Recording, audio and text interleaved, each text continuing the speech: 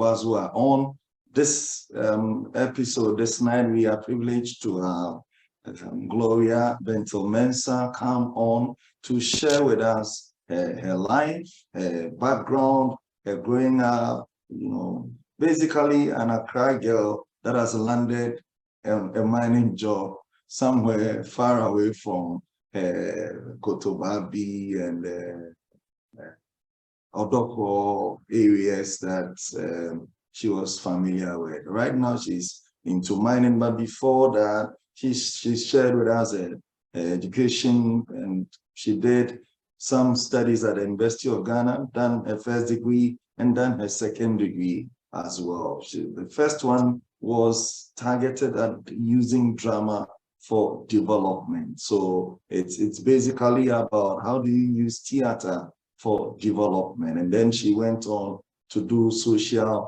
policy as well, all from the University of Ghana. And her field right now is a lot more gender that has shifted into diversity, inclusiveness, and she's done a very powerful speech right now. I almost prompted her that she's doing a campaign message that they are not taking over from the men. They just want us, the men, to give them the equal opportunity for them to also thrive. And if you heard it very well, you have a daughter, you have a sister, you have a wife, you got the message loud and clear. Give your daughter, give your sister, and give your wife, give your mother that opportunity to also thrive, and that opportunity to also contribute a quota to the development of our community and the globe as a whole. Now, Auntie Gloria, let's talk leadership. HiCard places a lot of premium on leadership. So how has your leadership journey been like? I know that you started volunteering very early, and because of that, it gave you opportunities. So when it comes to leadership, maybe let's start with, what is your concept of leadership? What does leadership mean to you, really? My concept about leadership is not about titles and positions, but it's about your influence, your ability to serve people selflessly. That is my concept about leadership. And as a leader, there are some attributes that you need to work at, or you need to have.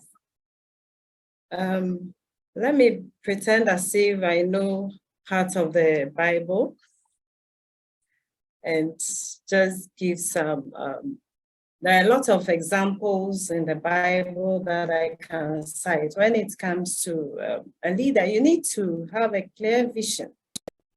You need to have a purpose, and you need to understand your purpose, because that is what will help you to drive that vision into reality.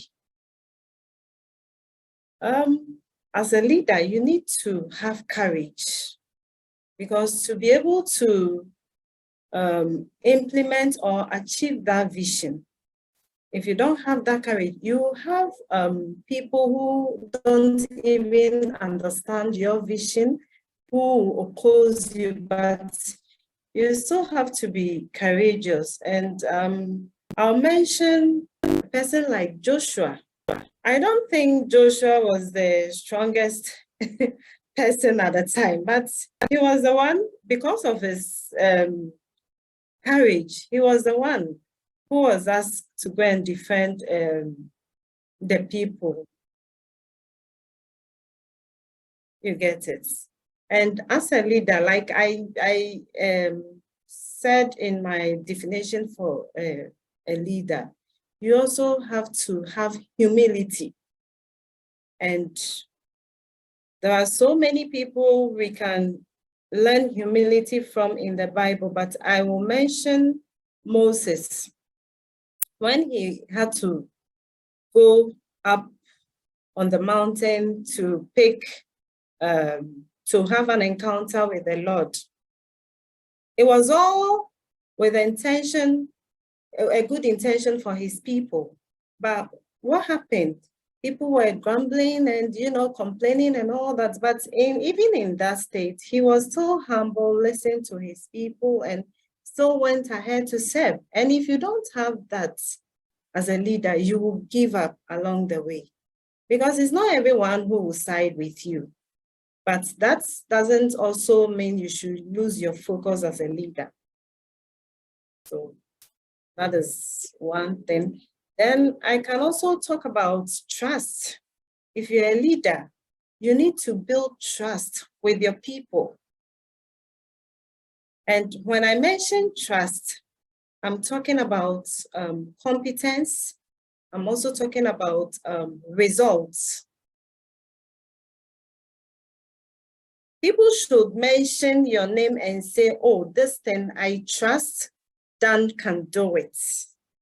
I mean, people should be able to relate, be comfortable and say, oh, is it Dan? Oh, as for Dan, we know he can do it or he can deliver. And even this applies to working relation with your boss. You get it. When your boss trusts you, it means that even when he's sleeping and he leaves it to you, he's very comfortable. He can sleep comfortably and know that you can deliver results for him. And that is the trust I'm talking about. Then there's another aspect, which is inclusion. If you're a leader, you need to be a good team player, because you can't do the work alone. Don't deceive yourself that you can do the work alone. And if you don't get your people involved, how do you achieve your vision? So you need to get people involved. You need to bring that inclusion aspect. You need to treat people with respect. Don't segregate. If you're a leader, it's like you are a mother to all. So everybody is your child, and you need to listen to all of them and come up with a very objective decision or a very objective judgment as to how it should go. And you should also give direction. When you know where you are going, you should be able to give your people direction to follow. And there are times you have to challenge the status quo.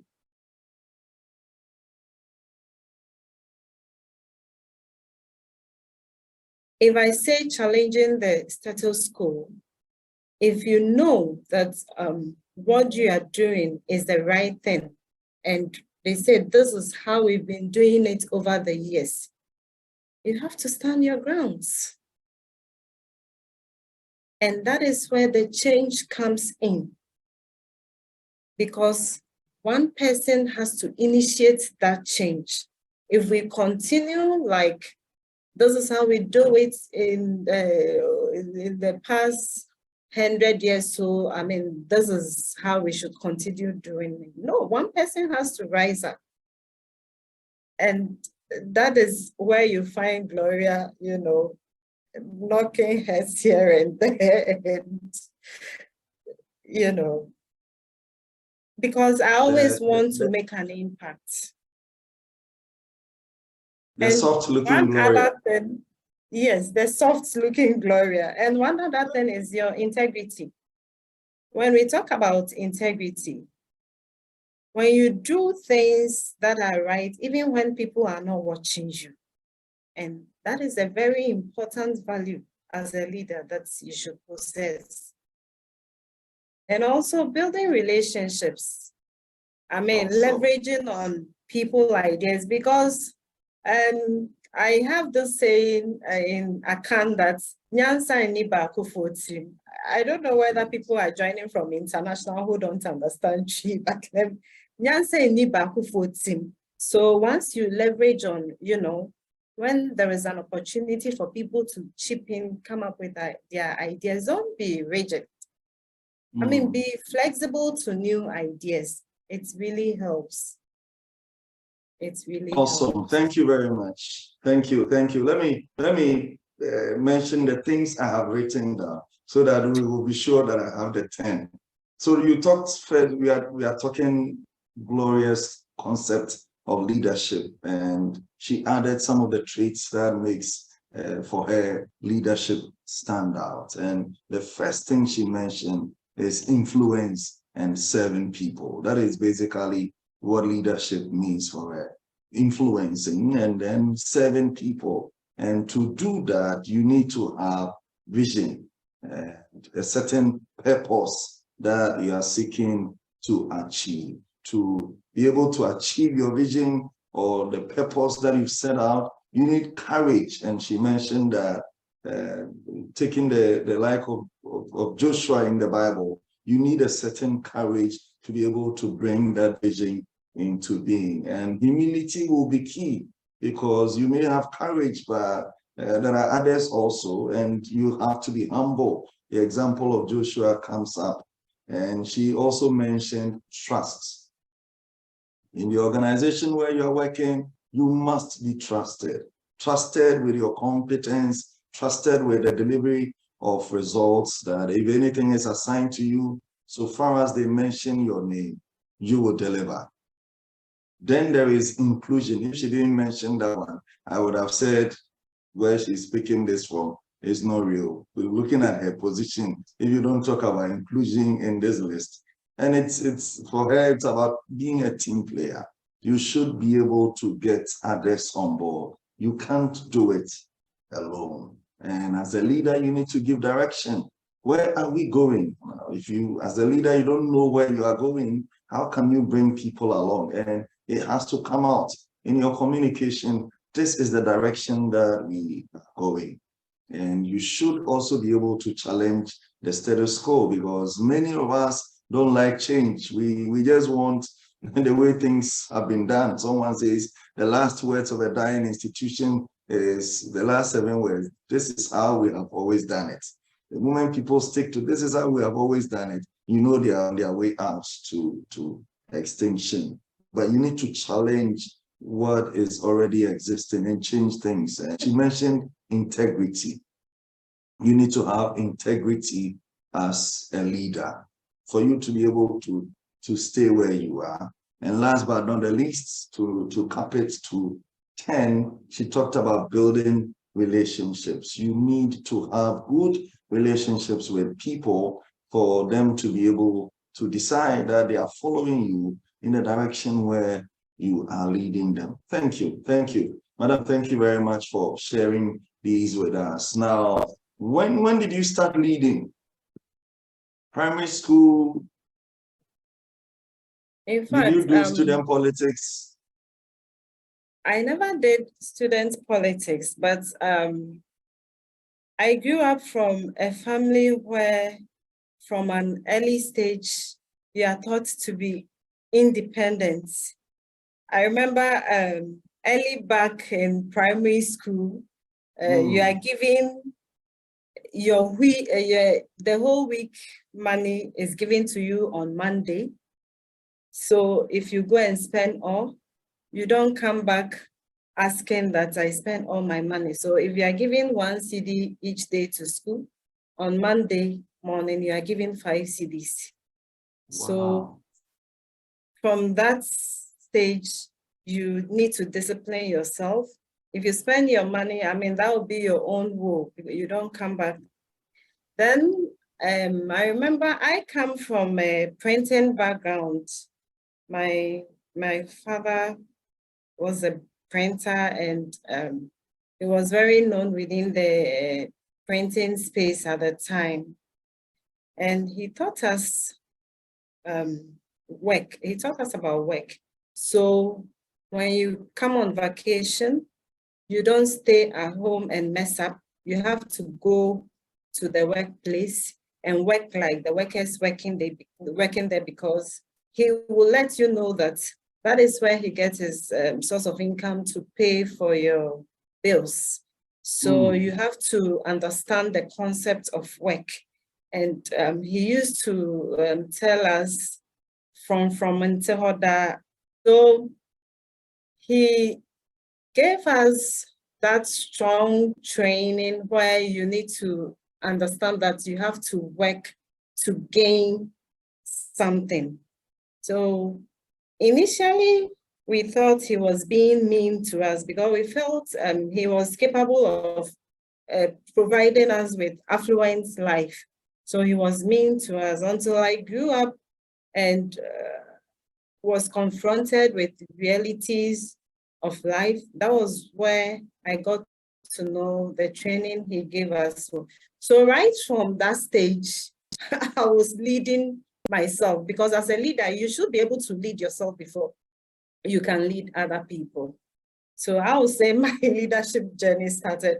I remember going to secondary school, he would say the provisions you are taking is too much, so because he has paid for your school fees and you would have to, you will be eating from the dining hall, so they should split the things and give you half, so that in the middle of the term. So I was always present at the dining hall, people who went to secondary school with me, because that is the background I'm coming from. If I don't do it that way, I will suffer, because your father has mentioned that he has paid your school fees and you are supposed to attend the dining hall. The provision will only supplement with that. So right from there, I had to end. I remember back in school and also after secondary school, was waiting to go to the university, I will always help. I wanted to help people. So anything, I don't mind coming to wash for you, to take care of your kids.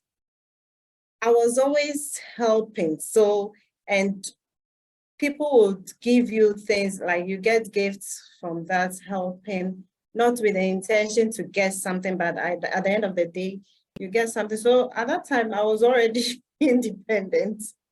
So I started leading myself long ago. So coming into leading other people wasn't too much a hassle for me.